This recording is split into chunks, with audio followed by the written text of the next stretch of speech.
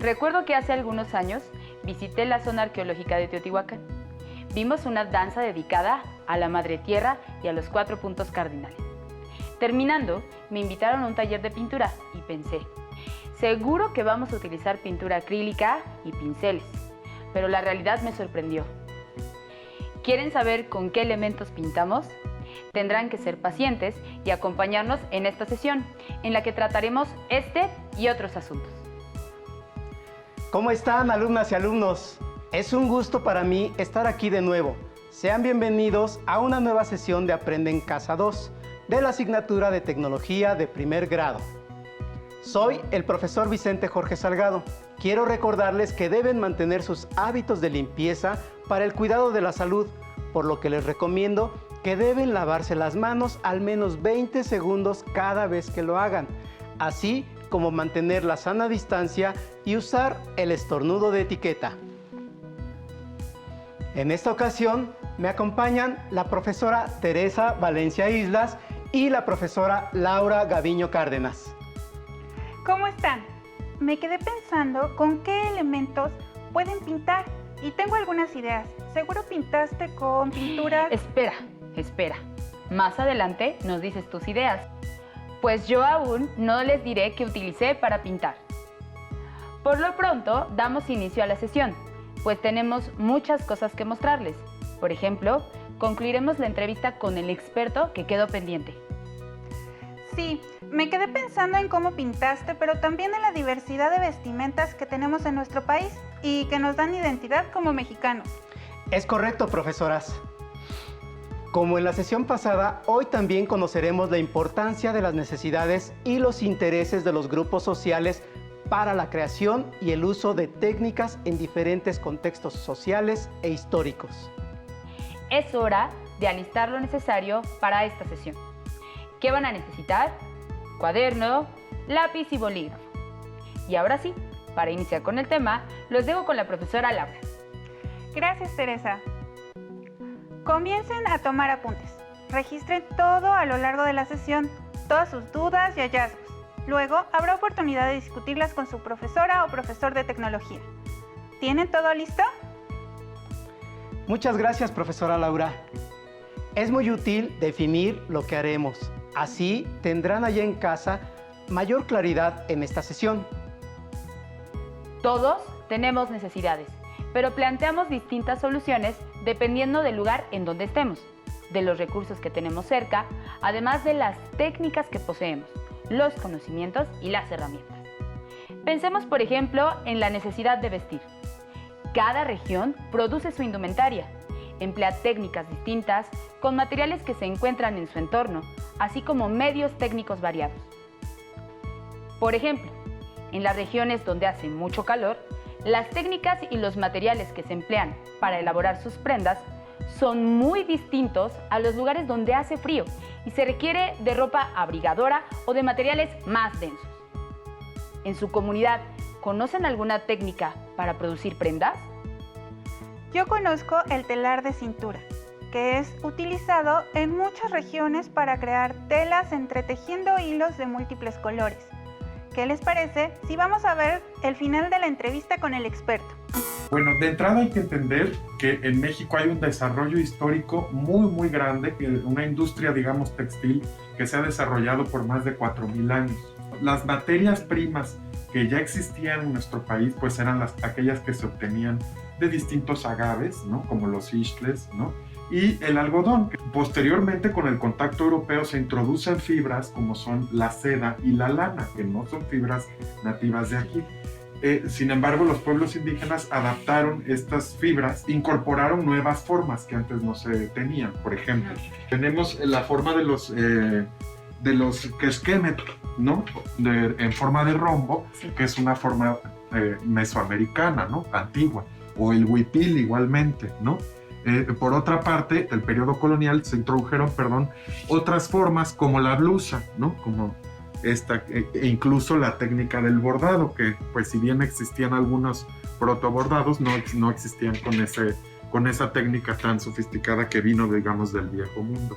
así como las fibras, ¿no? En esta, por ejemplo, se intercala además de algodón, seda hilada a mano en malacate. La técnica, digamos, original de México es con un huso y malacate, se llama, que es una vara que tiene una piedra sobre la cual se va enrollando la fibra, en este caso de algodón. Eso también se adapta para la seda en el caso de Oaxaca, ¿no? Y la técnica, digamos, que viene del viejo mundo, pues es la rueca, esta rueda que se va girando con la mano o con el pie, o bueno, depende del tipo de rueca, ¿no? Sí.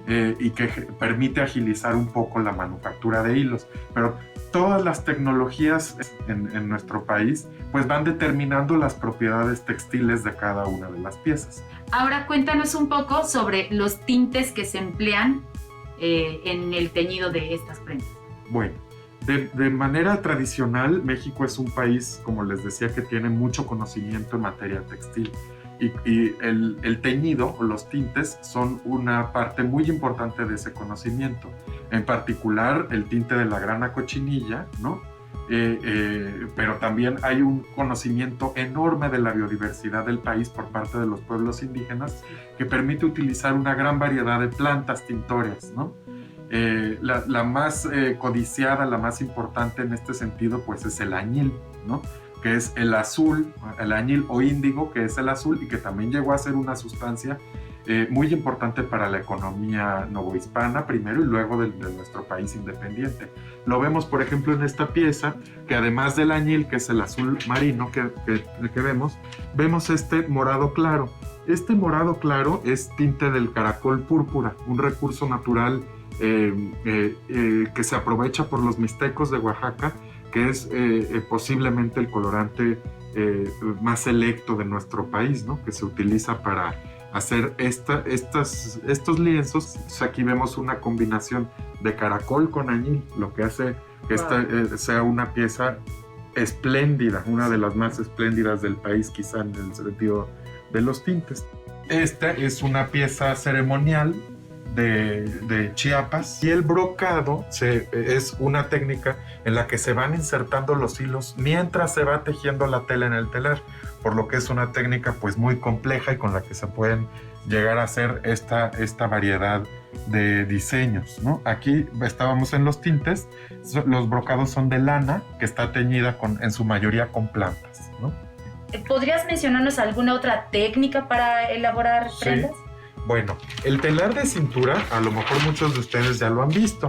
Es una herramienta aparentemente muy sencilla, que tiene 2 palos que se llaman enjulios, y en eso se tienden unos hilos, como un tendido de hilos.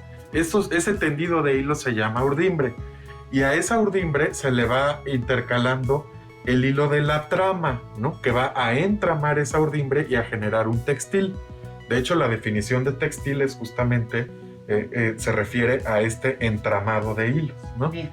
Entonces, el telar en su aparente simpleza, porque pues vemos que son un conjunto de palos e hilos, es una de las tecnologías más complejas que se pueden imaginar, sí, en muchos aspectos. A partir de los telares evolucionaron, por ejemplo, las computadoras, ¿no? Entonces, así de compleja es. Y el telar de cintura, en esta aparente simplicidad de las que les estoy comentando, es una herramienta que permite el desarrollo de tecnologías por demás complejas. En el telar podemos encontrar, la manera más fácil de hacer una tela es entramar, como les explicaba, un hilo de trama y uno de urdimbre, y eso se llaman tejidos planos. Después de ahí, de esta técnica de los tejidos planos, hay variantes muy importantes. Una es la sarga, que la sarga es una técnica que se logra también en el telar de cintura, que va intercalando la cuenta de hilos, no es uno de trama y uno de urdimbre, sino 2 de trama y 1 de urdimbre, y así se van intercalando hasta formar unas especies, se ve como una diagonal, como se ven los pantalones de mezclilla. Otra técnica importante que ya vimos, pues es justamente el brocado, ¿no? El brocado consiste en ir metiendo un hilo de trama adicional a la trama estructural, que va a generar un dibujo, un patrón, un diseño, ¿no? Después del brocado tenemos algunas otras variantes, como son el labrado de urdimbre. En lo que consiste el labrado de urdimbre es en ir jalando hacia arriba cada uno de los hilos y luego entramando para ir sacando estas combinaciones de colores. Como ven, esto es un conocimiento sumamente complejo. Y en México se conocen por lo menos 5 variantes de esta técnica de labrado de urdimbres, ¿no? Después de esto tenemos el brocado de urdimbres, lo que técnicamente se dice mejor como urdimbre suplementaria. También se pueden insertar urdimbres adicionales y esas urdimbres adicionales se van a tejer como en el labrado de urdimbres, se van a ir seleccionando hilo por hilo durante el tejido hasta generar también un patrón. Lo vemos, por ejemplo, en este caso de esta pieza náhuatl. Parecen lo mismo, pero no es lo mismo. Sí. La tecnología es muy compleja. Pueden saber a lo que me estoy refiriendo. Después de estas técnicas complejas tenemos, por ejemplo, la gasa. La gasa es un ligamento que se ve muy abierto, ¿no? Esto se forma agregando un tercer liso que se llama una vara de liso, que son los palos que controlan la subida y la bajada de los hilos en el telar de cintura. Puedo ir jalando hilos diferentes, lo que me va a ocasionar que cuando yo meto la trama y aprieto se hagan torsiones de hilos y se generen hoyitos. Hoyitos es como vemos la gasa.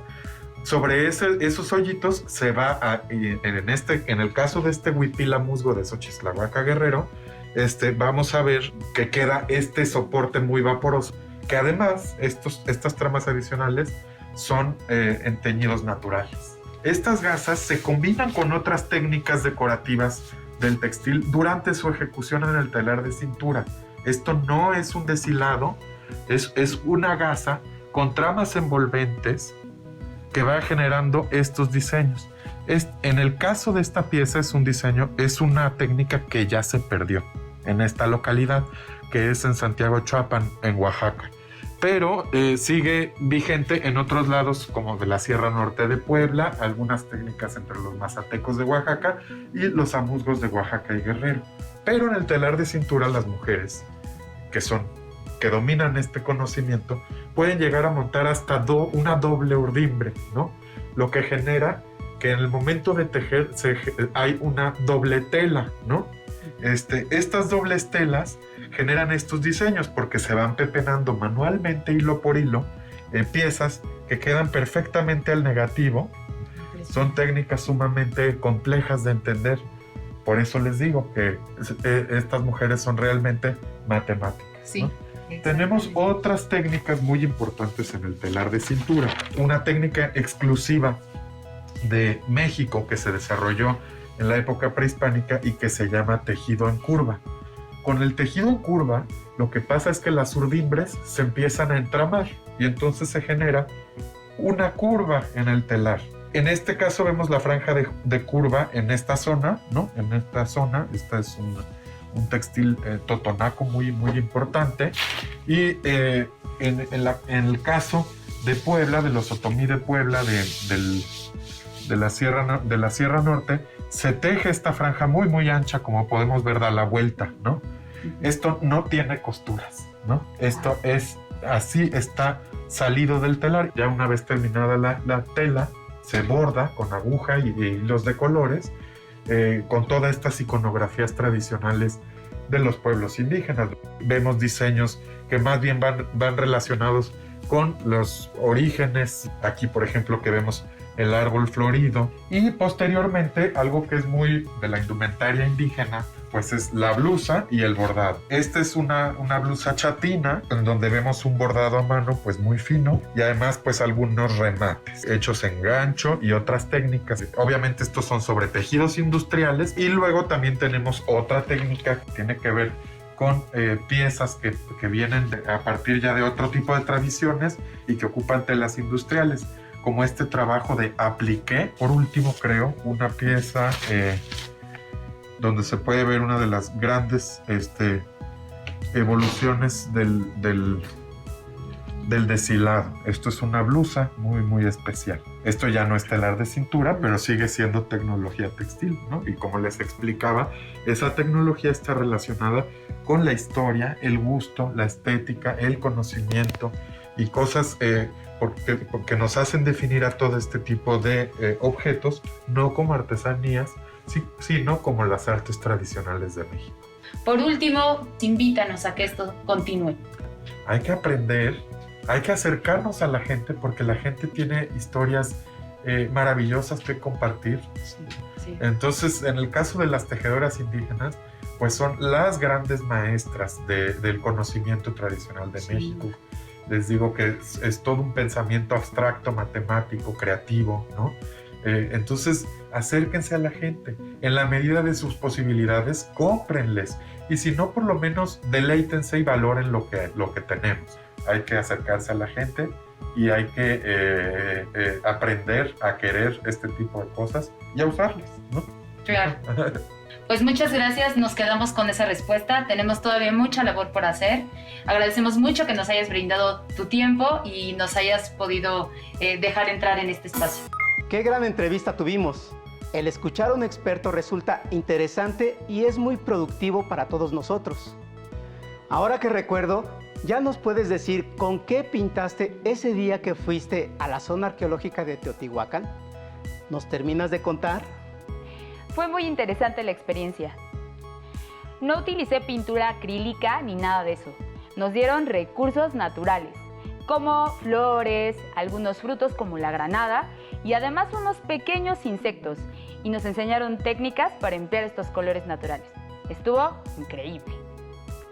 Relacionado con esto, me parece que TR06 tiene algo muy importante que decirnos respecto de los pigmentos naturales utilizados en los textiles.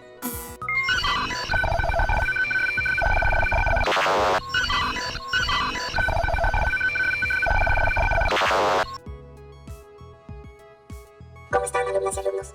Quiero compartirles información interesante. En México se emplean algunas técnicas para darle color a las múltiples prendas textiles típicas.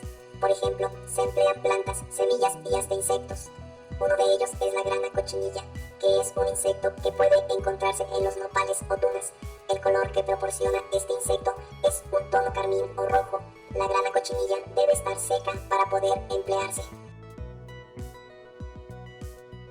En tiempos prehispánicos, en lo que actualmente es Oaxaca, los mixtecos desarrollaron técnicas de crianza de insectos parasitarios del nopal para obtener un pigmento rojo, cuya intensidad le permitió ingresar al mundo mágico y ser parte de los símbolos sagrados. Los mexicas la llamaban Nochestli, que significa sangre de tuna, y era uno de los tributos que los aztecas mexicas exigían a este pueblo dominado por ellos. Más adelante en la historia, la llegada de los españoles propició el intercambio comercial y cultural. Así, el rojo mexicano recorrió el planeta como tinte preciado, convirtiéndose en un gran negocio. El tinte rojo obtenido de la cochinilla se convirtió en una fuerte competencia para los colorantes europeos, pues con él se teñía la ropa de reyes, nobles y del clero. Es el color de la nobleza. Incluso se utilizaba para pintar artesanías y tapices, pero el rojo mexicano no solo se utilizó para teñir textiles, sino que también estuvo en la paleta de los grandes pintores de los siglos XVI al XIX. Muchas gracias, TR06. Ahora sabemos que el color de la grana cochinilla nos da identidad, ya que nos ha representado a nivel mundial. Aún la emplean para dar color a indumentaria típica de algunas regiones. Nuestra comida también presenta mucho colorido y es otro ejemplo de cómo las necesidades de distintos grupos sociales se satisfacen de diferente manera. Existen diversas técnicas que se emplean en la elaboración de la comida, dependiendo la región en la que estemos. Por ejemplo, el pozole, que es un alimento tan emblemático de nuestro país, no se prepara igual en Hidalgo, Jalisco, Guerrero o Veracruz. Cada uno se caracteriza por sus sabores y colores. Entre las variedades que encontramos están el verde, el blanco, el rojo y hasta el de color negro. Qué variada y rica es la gastronomía en México, ¿no creen? Veamos un video en el que nos explicarán distintas técnicas en la elaboración de otro platillo mexicano. Por cierto, este platillo es representativo de la gastronomía mexicana, que fue declarada Patrimonio Inmaterial de la Humanidad por la UNESCO en el 2010. ¿Saben a cuál nos referimos? ¡Vamos a verlo! Bienvenidos. Estamos con la señora Araceli, quien nos va a decir las diferentes técnicas de preparación del mole. ¿Qué tal, amigos? Soy la señora Araceli Ortega Vázquez, de la alcaldía de Milpalta, del pueblo de San Pedro Atopán. Les voy a mostrar un poquito de cómo elaboramos nuestros moles. Nuestras técnicas son distintas del mole almendrado, del mole verde, del poblano, del adobo y del pipián, así como nuestro mole casero. Nuestro mole almendrado lo elaboramos a base de 20 a 28 especies, así como nuestro mole casero y el poblano. Nuestro mole almendrado lleva pasilla, ancho, mulato, así como pimienta, comino, clavo, nueces, almendras, pasas, cacahuate y ajonjolí, tostadas, todo muy bien fritito para que tenga ese sabor delicioso el mole, así como el plátano macho, el ajo, la cebolla, el chocolate, azúcar, galletas que le ponemos a nuestro mole almendrado, ¿sí? Tenemos el pipián, que es elaborado a base de guajillo, por eso le da ese colorcito anaranjado. Lleva guajillo, cacahuate, ajonjolín, pimienta, comino, clavo, canela, cebolla y ajo. Nuestro mole verde, que es elaborado a base de pepita de calabaza, ajonjolín, cacahuate, chile serrano, epazote, cilantro, pimienta, comino y clavo, y un poco de sal. También tenemos el adobo, que es elaborado a base de chile ancho, ajonjolín, cacahuate, galletas, tostadas, ajo, cebolla, pimienta, comino y clavo. Como ven, nuestras técnicas de elaborar nuestros moles son distintas, así como la molienda. La molienda es a base de molino o metate. ¿Qué diferencia hay entre el mole almendrado y el mole casero? La diferencia es que el mole almendrado es un poco más dulce y el casero más picoso. ¿El mole poblano se prepara de la misma manera o ustedes han decidido modificar la receta? Nosotros hemos modificado la receta sin quitarle ese modo o estilo de Puebla, ¿sí? Porque es el mole poblano, la diferencia es el ajonjolí. ¿Y por qué el adobo es un poco más oscuro que el pipián? Por el chile ancho. ¿Algo más que le gustaría agregar, señora Araceli? Que los esperamos aquí en San Pedro Atopán para que vengan a deleitar nuestros distintos moles que tenemos aquí en San Pedro Atopán. Vengan a saborear nuestros moles, especialmente nuestro mole almendrado, ya sea con pollo o guajolote. Nuestros tamalitos de frijol, los esperamos aquí en San Pedro Atopán con los brazos abiertos. O si gustan ustedes, nuestros vecinos están en distintas partes de la ciudad vendiendo nuestro mole. Los esperamos. Además del mole, tenemos muchos otros platillos mexicanos que forman parte del patrimonio culinario por las técnicas empleadas para su elaboración, así como los ingredientes de los que están hechos. ¿Cuánta diversidad existe en nuestro país? ¿Ustedes conocen alguna técnica para preparar algún platillo o conocen sobre técnicas de elaboración de textiles? Ahora llegamos al final de la sesión, pero antes hagamos un recuento de lo que vimos en esta sesión. Vimos cómo en distintas regiones del país se emplean diversas técnicas con diferentes materiales para la satisfacción de necesidades, que en ocasiones puede ser la misma necesidad, pero la solución es una propuesta diferente. Entrevistamos a un experto que nos explicó sobre las diversas técnicas empleadas en la elaboración de textiles para indumentaria tradicional, Aprendimos técnicas nuevas para pintar y decorar hojas con distintos pigmentos naturales. Vimos que existen distintas técnicas empleadas en la preparación de moles y su diversidad de ingredientes. Lo anterior nos ayuda a comprender cómo mismas necesidades sociales pueden satisfacerse de diferente manera, pues el desarrollo de las técnicas depende del contexto social e histórico en el que se aplican. Tenemos mucho por hacer. Les invitamos a que comenten con su profesora o profesor sobre las diversas técnicas de pintado que usan. También comenten sobre algunas de las técnicas de elaboración de prendas que conozcan para enriquecer el conocimiento. No olviden mantener la sana distancia y usar cubrebocas, así como el estornudo de etiqueta.